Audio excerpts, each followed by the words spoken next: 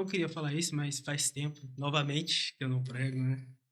Isso mostra algumas falhas minhas de que eu deveria estar mais pronto para pregar. Peço que os irmãos também estejam orando por mim nesse sentido, que eu vejo uma necessidade muito maior de mim de estar pronto para o trabalho, para a obra, né? E isso me veio por conta dessa situação. Os irmãos podem estar olhando para mim e falar assim: nossa, o irmão está bem arrumado, já veio preparado. Não, não foi assim. A mensagem eu fiz hoje à tarde. Eu admito isso para os irmãos, né? Eu elaborei a mensagem hoje à tarde, mas isso mostrou diversas coisas para mim também, né? Em questão de preparo, em questão de que eu deveria estar estudando mais, de buscando. Tanto que foi o tema que me motivou no início foi realmente buscar alguma coisa envolvendo do trabalho em si. Mas lendo o texto e depois lendo os textos anteriores a esse, eu falei, tem coisa mais interessante aqui. Então, é, nós vamos estar abrindo lá em Colossenses, irmãos. E, bom, até para ficar de motivação para mim pregar outras vezes, fica aí uma brecha para um futuro estudo nessa carta aqui, tá bom? E eu vejo aqui, né, como uma necessidade também, por eu ter mudado, né, o foco, porque eu ia pegar só um trecho, mas eu vejo a necessidade também de expor o livro, né, a carta inteira de Colossenses, porque muitas vezes a gente esquece, né, que na verdade isso aqui é um texto inteiro, né? Ele não tem essas divisões, os capítulos e tudo. Ele é, ele é escrito, né, no formato de uma carta. Então é uma ideia contínua, né, até o final dela. Então, até pelo fato de eu não ter, porque eu ia pegar lá quase no capítulo 3 ia ser a minha mensagem de hoje, mas aí eu vi, estudando e ouvindo algumas outras pregações hoje à tarde, eu pude observar que tem muita coisa até chegar no ponto lá do capítulo 3. Então, que até me fez elaborar melhor o que, se Deus permitir, em algum futuro breve, eu possa estar compartilhando com os irmãos. Tá bom? Então, a gente vai se deter aqui, irmãos, do capítulo 1, no versículo 1 a 8, tá bom? Eu vou só oferecer primeiro aos irmãos um breve contexto, tá? Se eu ficar mexendo aqui é porque eu estou sem óculos, mas meu óculos não... Enfim, ele tá pior do que a minha própria visão. Então, assim, o Colosso, né, era uma cidade ali da Ásia, ela é próxima ali à própria igreja de Éfeso também, né? E era antes do período do apóstolo Paulo, Colossos era uma cidade muito importante, porque ela estava no meio do trajeto de rotas comerciais. Então, naquele tempo, era muito importante isso. Essa cidade, ela tinha grande chance de dar sucesso, de ser benquista, se ela tivesse em rotas comerciais é, importantes, né? Então, ela era esse tipo de cidade, porém, na época do apóstolo Paulo, ela já não era tanto assim, né? Ela estava em declínio justamente porque a rota comercial mudou. A cidade vizinha, Laodiceia, né, porque era próxima de Colossos, eles fizeram a rota que circundava, ou seja, eles excluíram Colossos da rota comercial onde ela estava e acabou a cidade entrando em declínio e Laodiceia e agora eu esqueci, mas tem uma outra cidade que ficaram com mais renome, digamos assim, né, nesse período.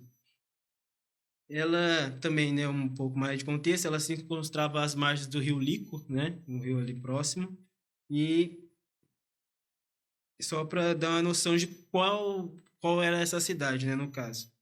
E, e ela, como eu disse, né, ela era uma cidade importante antigamente por conta do comércio, então lá comerciava lã e também corante, né, corante preto. Hoje em dia a gente pode falar, olhar para uma tinta e não achar nada de valor, mas naquela época era coisa cara, era muito caro, qualquer tipo de cor de corante que a pessoa dispunha, né?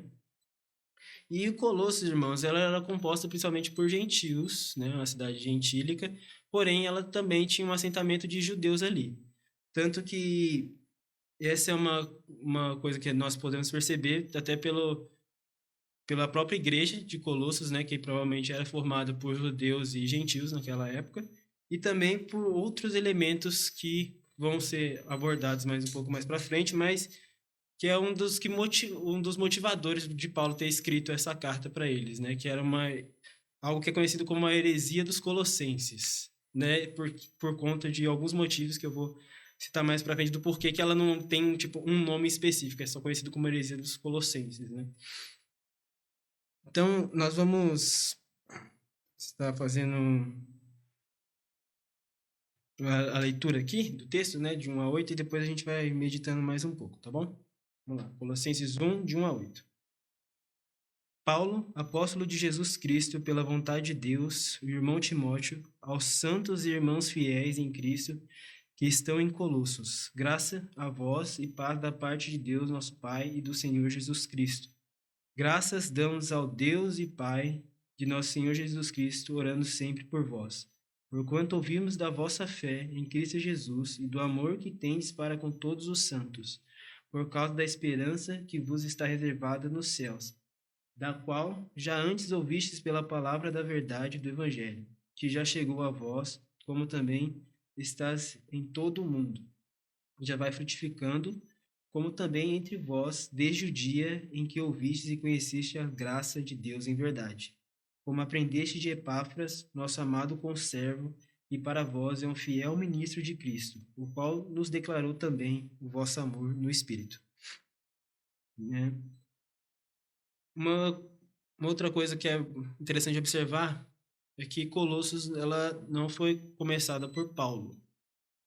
Quando Paulo ele escreve essa carta aqui, ele já está, pelos estudos, né, ele já está preso em Roma, né, aguardando a audiência dele com o imperador. Tanto que o Timóteo já está ali com ele, auxiliando ele, né, para ele não ficar sozinho. É uma prisão domiciliar, ou seja, ele tem esse tipo de liberdade, né, esse tipo de acesso. As pessoas podem acessar Paulo, né, ele não está em um cárcere, numa prisão de fato, assim, né, trancafiado ali. Ele tem, então, esse auxílio pelo irmão Timóteo e também por outros irmãos também, quando ele dá os decorrer das cartas.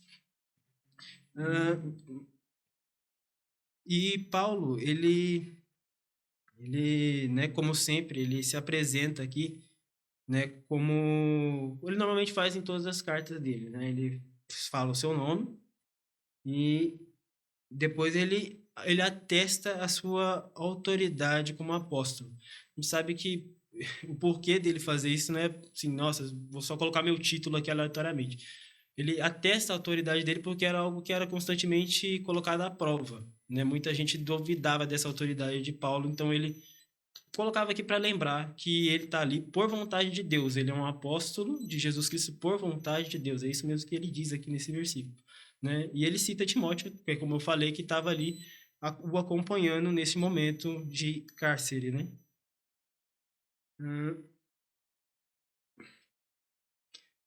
E no verso 2, irmãos,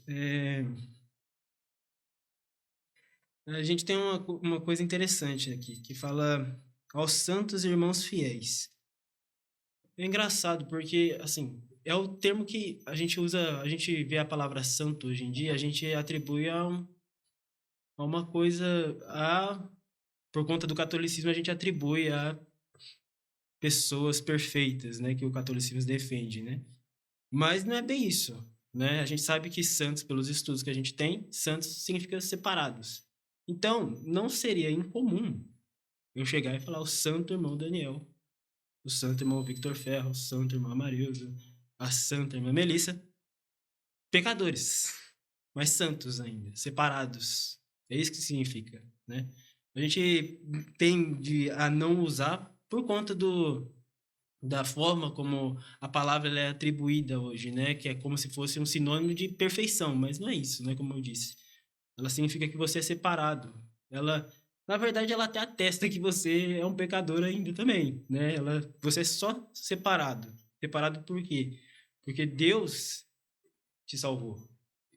Por isso, não tem nada a ver com você. Você não é perfeito em nada. Você precisa ser separado, escolhido por Deus para digamos assim, usar desse título, né? E ele também fala sobre fiéis, que também é um termo usado para se referir aos cristãos, né? Aos quem realmente crê em Cristo. é o termo usado na Bíblia para identificar essas pessoas. Ou seja, a gente já percebe que Paulo ele não está falando contra gentios, né, em específico, ou contra judeus. Ele está falando exatamente para a igreja. Ele está falando para cristãos.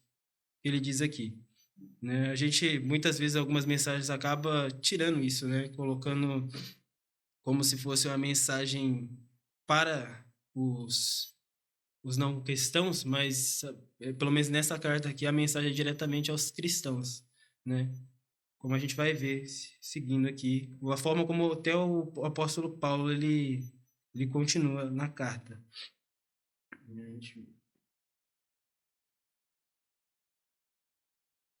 E também aqui ele faz aquela, ele usa um termo que chama graça, voz e paz da parte de Deus, nosso Pai de Deus, nosso Pai e do Senhor Jesus Cristo. Que é uma saudação, irmãos, que também eu pelo menos nunca me desejaram graça e paz, né?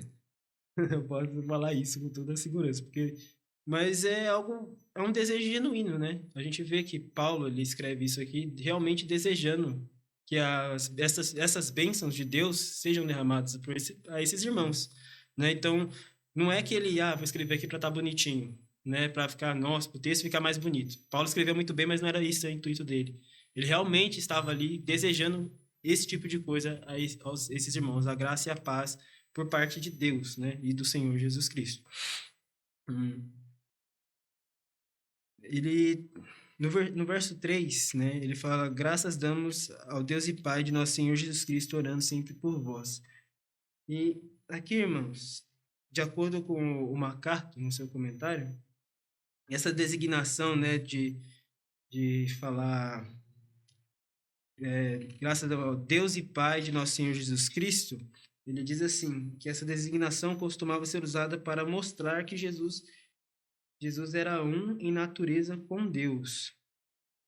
E é uma afirmação da divindade de Cristo. Por quê? A gente, se o tema um dos temas principais da carta aos Colossenses é justamente afirmar a divindade de Cristo. Por quê? Porque aquela heresia que eu havia falado, que é conhecida como a heresia dos Colossenses, ela vem de alguns tipos de movimento, né? Eles não conseguem categorizar exatamente o que é, porque é uma mistura de várias coisas. Então, tem um pseudo-gnosticismo, né, que começa ali, que eles só foram encontrar depois, assim, realmente a metodologia gnóstica, assim, que realmente eles estavam querendo usar para deturpar o evangelho mesmo um tempo depois, mas estava começando esses indícios, até pela própria influência, né, de questões de filosofia e tudo mais, que, né, dentro desse, né, uma das coisas que influencia o gnosticismo é uma das ideias de Platão sobre o dualismo, né, onde ele separa a matéria e a ideia, ou seja, aqui para ele seria a matéria e o espírito.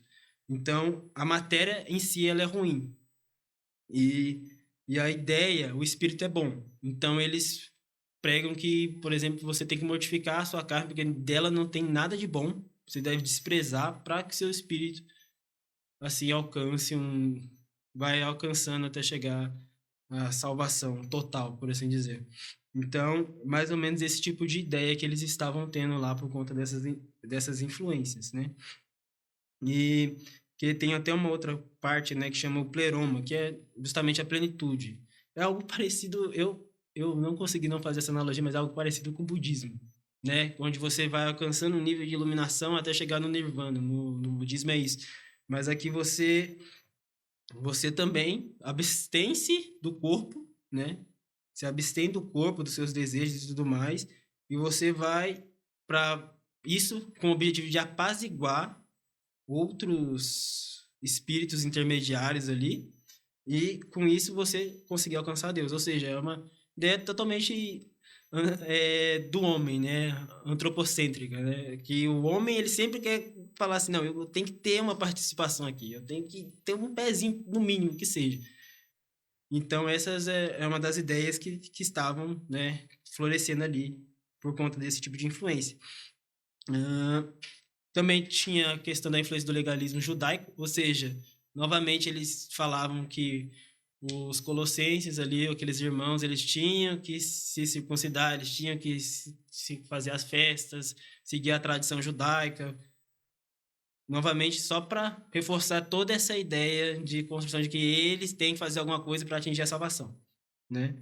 Aí tem envolvendo questões místicas, né, do misticismo, porque aí envolve culto a anjo, a esses espíritos superiores que eles acreditam, né? E o ascetismo, né? Ascetismo que é uma abstinência meio que por religiosidade. Não que a prática em si seja ruim em total, mas ela por esse motivo aqui ela é ruim, porque ela meio que você abre mão de várias coisas para atingir esse fim de tipo de iluminação, de ascendência até você ser salvo. Então, basicamente eram essas as ideias que estavam influenciando ali os irmãos, né? Tanto que é um dos motivos, tanto que o capítulo 2, né, se a gente for estudar, se Deus permitir, é Paulo rebatendo enfaticamente todas as ideias, essas ideias que estavam sendo inseridas ali, né? Então, a gente nota que na própria saudação de Paulo, ele já está afirmando já a divindade de Cristo aqui. Porque se a gente parar para pensar, Cristo em si, ele já rebate essa ideia. Porque Cristo, ele é perfeito. Isso é fato, é algo bíblico. Só que Cristo, perfeito, ele era perfeito enquanto homem também, enquanto ele estava em carne. Ou seja, isso para esse tipo de ideia é totalmente contraditória, né? Então, o que eles diziam? Eles diziam que Cristo, ele era um pouco menor que Deus, porque eles não têm como aceitar, justamente por causa dessa dualidade, né, que o corpo, que Cristo é sendo perfeito, ele era igual a Deus no corpo. Então ele era algo menor. Então eles usam, até hoje tem alguns trechos da Bíblia que eles tentam usar para comprovar esse ponto deles, né? E só, como eu falei, só a própria existência de Cristo em corpo já rebate essa ideia do gnosticismo, porque a Bíblia afirma que ele era perfeito como Deus, era perfeito como homem, enfim, era perfeito na sua totalidade, né? Então Paulo ele já meio que já introduz ali sutilmente o que ele vai abordar, né? Só nesse trecho aqui. No verso 4, né, ele vou estar lendo aqui de novo. Porquanto ouvimos da vossa fé em Cristo Jesus e do amor que tendes para com todos os santos. Como havia sido dito, Paulo ele nunca foi para Colossos, né? Ele estava preso quando ele escreveu essa carta e ele nunca foi lá. Então, por estudos, a gente acaba concluindo que quem começou a igreja lá em Colossos foi Epáfras, quando ele recebeu o evangelho por intermédio de Paulo lá em Éfeso. Quando Paulo estava em Éfeso, aí o Epáfras se converte ali, recebe auxílio e estudo através de Paulo, e depois Epáfras volta para Colossos e inicia o trabalho ali, né? Então, e, então Paulo ele recebe esse relato sobre os irmãos de Colossos através de Epáfras, né? Então, por isso que ele fala, por quanto ouvimos da vossa fé, e não por quanto vimos, ou por quanto eu estive aí e vi, né, a respeito da sua fé.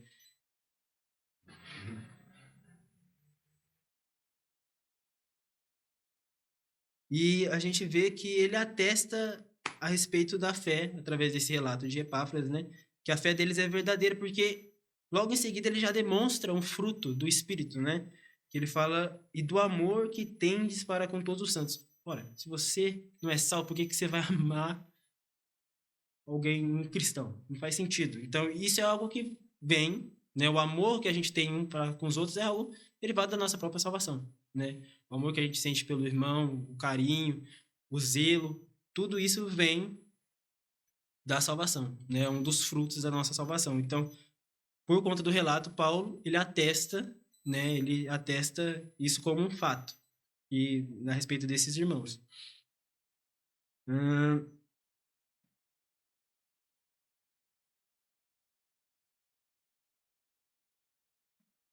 E ele segue, né, falando, por causa da esperança que vos está reservada nos céus, da qual já antes ouvistes pela palavra da verdade do Evangelho. E Paulo, ele meio que faz ele inverte um pouco a ordem, mas ele meio que resume até um pouco a própria salvação aqui, né? Ele fala, ele fala no final, né, do versículo 5 ele fala que já antes ouvisse pela palavra da verdade do evangelho, provavelmente foi Epáfras mesmo que transmitiu o evangelho a esses irmãos. Então, eles tendo ouvido o evangelho, né, e tendo crido em Cristo, tendo fé em Cristo, eles têm a esperança que é reservada a todo cristão, né, que é a esperança que Deus nos assegura através das suas promessas de que nós vamos reinar com Cristo e todas aquelas coisas maravilhosas que nos são asseguradas através da salvação. Então, Paulo ele faz esse jogo aqui, né? Às vezes pode até parecer meio confuso, mas ele faz esse jogo aqui, mas o sentido é o mesmo. É através vocês ouviram, vocês creram, vocês esperam, né? Vocês esperam em Cristo a respeito dessas promessas.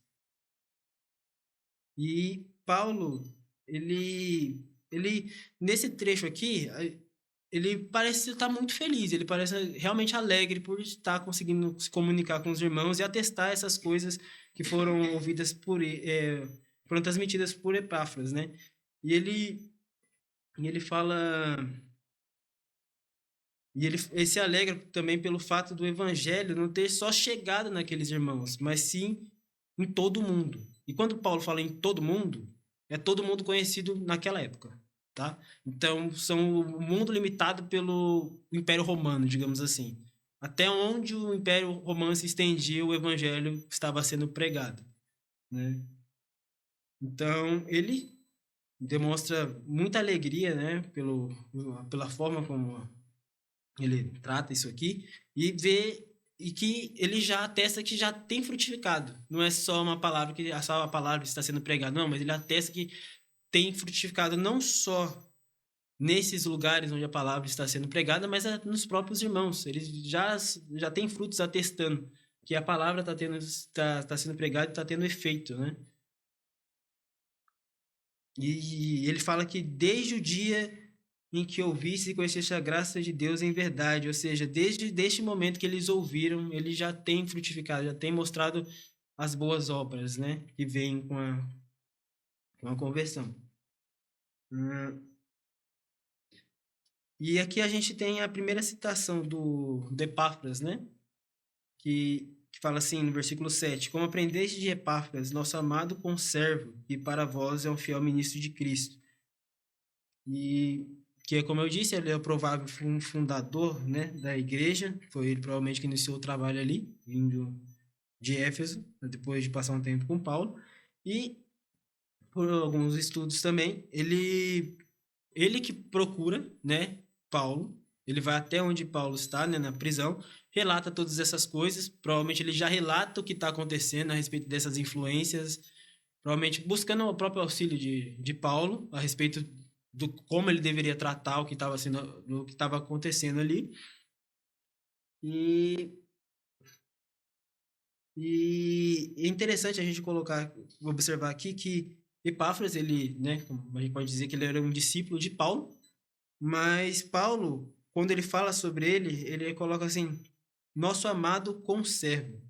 E essa palavra, irmãos, é é aquele que serve junto, né? Ou seja, Paulo ele não coloca assim, ele está abaixo de mim, porque ele aprendeu de mim. Não, ele coloca ele no mesmo patamar ali, coloca ele como um fiel ministro de Cristo, assim como ele, o próprio Paulo era, né? Um amado conservo, ou seja, aquele que está pregando de Cristo, assim como eu e assim como outros irmãos. Ou seja, não tem esse negócio de hierarquia, você é meu discípulo, então você tem que ficar abaixo de mim. Não.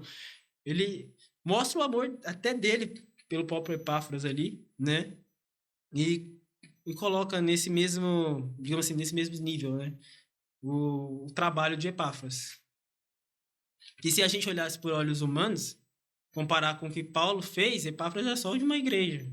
E Paulo fundou várias, né? Fundou, assim, entre aspas. Mas, mesmo assim, o trabalho de Epáfras ali não é diminuído. ele, pelo contrário, né? Paulo exalta esse trabalho dele, né? E, e ele fala assim que o qual nos declarou também o vosso amor no Espírito, né? Ou seja, ele relatou a Paulo a respeito do amor dos irmãos, a respeito do Evangelho, do Espírito e o amor deles a Cristo e a obra em si também. Então, irmãos, agora a gente vai fazer algumas pequenas aplicações aqui, né? E a primeira é: devemos alegrar porque somos santos em Cristo, né? E seria ótimo, irmão, se essas palavras aqui de Paulo fossem dirigidas a nós diretamente, falando assim, os santos irmãos lá em igreja, quase eu erro, eu faço a mesma coisa que o irmão, na igreja independente de São José dos Campos. Mas não é aquele dirigido a esses irmãos em específico, mas tem outros trechos que aí trata todos os salvos como santos. E isso deve nos alegrar. Lembrar que somos santos em Cristo, né? É algo que deve nos encher de júbilo, né? De gozo, porque é algo realmente assim, como a gente viu, não depende de nós, né? A gente cantou só por Jesus, né? Só por Jesus é que nós somos salvos. E é exatamente isso que Paulo vai tratar no decorrer dessa carta. É só por Jesus. Não é mérito nenhum seu. Tanto que tem gente que até fala que Colossenses é um resumo de Efésios, porque parece um pouquinho. Mas não, é outra carta. Efésios tem um tratamento sobre um assunto mais em específico e Colossenses também. Então, não é um resumo, mas contém assuntos semelhantes, né? Então, onde mostra, né, que a divindade de Cristo e tudo mais. Então, essa fica de primeira aplicação, né, que muitas vezes a gente passa por esses títulos que são dados, né, santos, justos, separados, enfim, e a gente meio que às vezes, pelo menos para mim falando, eu meio que falo, tá, eu não sou tão santo, mas não, eu também sou, me reconhecendo, né, o meu próprio pecado, né, como esses irmãos também eram pecadores, né? Mas Paulo fala, vocês são santos, ainda que pecadores, vocês são separados por Cristo. Isso deve ser motivo de alegria para a gente. E e também, irmãos, que nosso testemunho sirva de consolo e alegria aos irmãos. Como a gente pode ver, Paulo ele se alegra ao receber as notícias dos irmãos. Ele realmente tem grande alegria em perceber que os irmãos estão fiéis, que os irmãos estão buscando se aplicar no trabalho e tudo mais. Então, nosso testemunho, irmãos, a gente tem que se preocupar na forma como a gente realmente tem vivido, porque nosso testemunho, às vezes, pode servir de alento para um irmão que está passando por dificuldade. Ele pode estar triste ali, mas aí ele escuta. Pode ser nem por você mesmo, né? Você não precisa, mas outro irmão chega e fala: não, então o irmão está trabalhando nisso lá na igreja e tudo mais, tem feito isso, os irmãos estão firmes, estão buscando a palavra, estão estudando, estão evangelizando. Isso pode servir de alento, como já serviu para Paulo muitas vezes. Ele cita isso outras vezes, né? Ele fica feliz quando ele sabe que os irmãos estão indo bem. Então é algo que também deve ficar na nossa mente, né? Que o nosso testemunho ele realmente é importante. A forma como a gente está vivendo, às vezes a gente acha que não, mas até para isso, até para servir de consolo e de motivo de alegria para os irmãos também. E também fica aqui desejar graça e paz, irmãos, né? Desejar graça e paz de forma sincera, né? São bênçãos que a gente está querendo que Deus dê aos nossos irmãos. Então, é algo bom, é algo válido, é algo que deveria ser feito, até mesmo nas nossas orações em particular ou aqui na igreja. Desejar que Deus derrame a sua graça e a sua paz aos irmãos. Muitas vezes a gente pode nem saber diretamente o que os irmãos estão passando, mas só esse fato da gente estar intercedendo ali, desejando que Deus derrame a sua graça, a sua paz, console os irmãos, tendo fé que nossas orações são escutadas mesmo por Deus, e se for pedido justo, se for de coração mesmo, vai ser atendido. Deus assegura isso, né? Isso é assegurado. Também a gente deve se regozijar, irmãos, na esperança das coisas que são garantidas a nós por meio de Deus, né?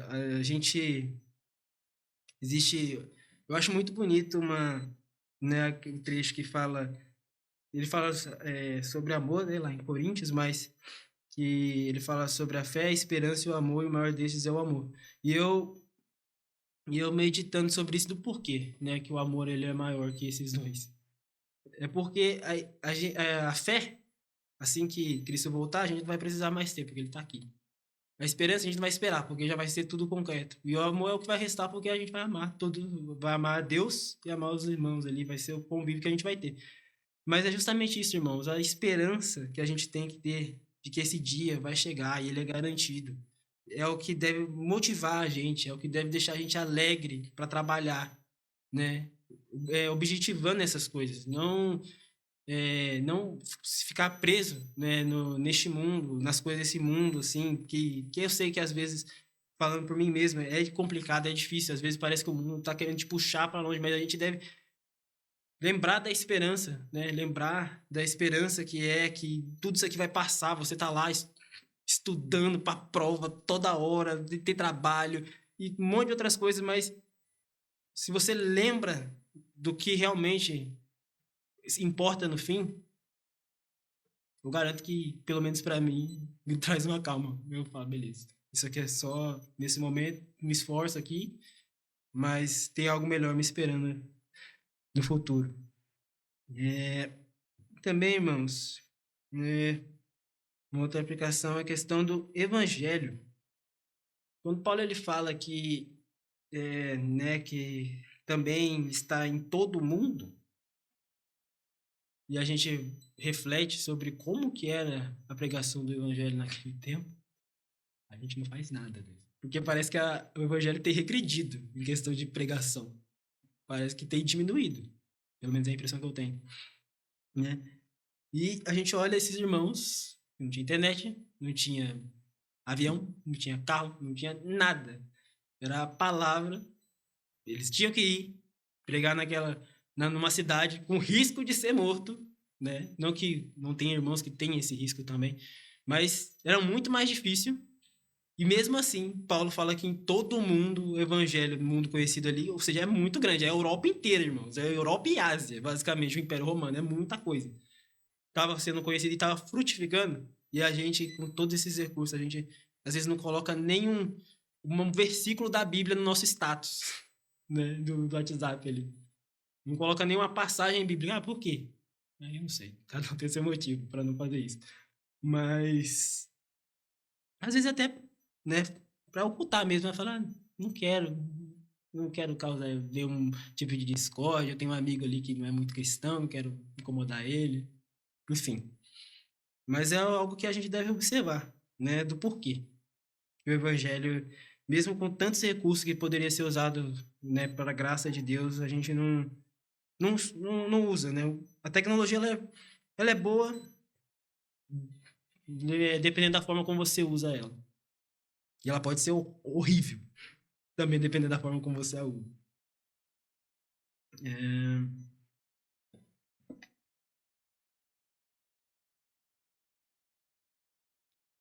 É, e Paulo, irmãos, também, ele, ele estava feliz, né, como eu disse, ao ver o vídeo de Epáfras, em como o evangelho estava surtindo efeito na vida dos irmãos de Colossos. Então, o último é que a gente ore, irmãos, e a gente se regozije, porque muitas vezes a gente pode olhar aqui para o nosso trabalho aqui e ficar com aquele sentimento, nossa, a gente não tem crescido, né? Não tem vindo tantos visitantes, a gente não tem feito trabalho evangelístico, enfim. E às vezes a gente pode olhar para uma outra igreja e falar assim, nossa, olha lá. Até com aquele sentimento de inveja, nossa, aquela igreja está crescendo e tudo mais, né? E não é esse sentimento que a gente deve ter. A gente não está competindo para ver quem tem mais crente na igreja. Não é uma competição. A gente deve se regozijar. Se a palavra de Deus está sendo pregada verdadeiramente e tem pessoas sendo levadas ao arrependimento e tem gerado bons frutos, isso deve ser motivo para a gente se alegrar. A gente deve ser um motivo para a gente orar também. Não só pelo nosso trabalho, mas pelos outros trabalhos que vão sendo feitos. Como eu disse, né, o Epáfras aqui, provavelmente ele era só o responsável ali por por Colossos, enquanto Paulo digamos assim, começou tantos outros trabalhos que ele também foi responsável durante a vida dele.